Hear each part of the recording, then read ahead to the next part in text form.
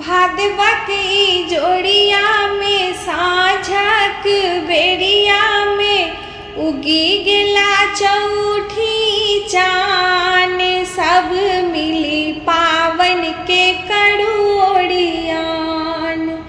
भादवक ई जोड़िया में साँझक बेरिया में उगी गेला चौठी चान। सब मिली पावन के कड़ुओड़ियान। सब मिली पावन के कड़ुओड़ियान।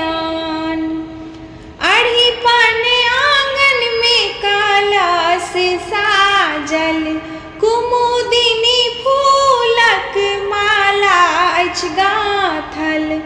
अढ़ी पन आंगन में कलश साजल कुमुदिनी फूलक माला अछि गाँथल। नारियल केराल लड्डू आ पेराल डाली सजल पकवान। सब मिली पावन के कड़ुओड़ियान। नारियल केराल लड्डू आ पेराल डाली सजल पकवान।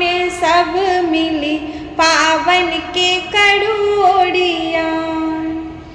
पूड़ी पुड़ुकिया से डाली सजल अछि केरा के पात पर मड़ड़ के खीर अछि।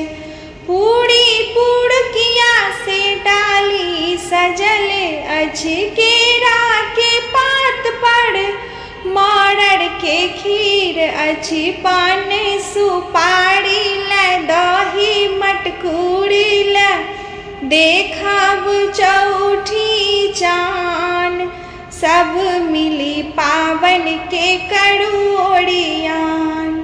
पान सुपारी ल दही मटकूरी ल देखब चौठी चान।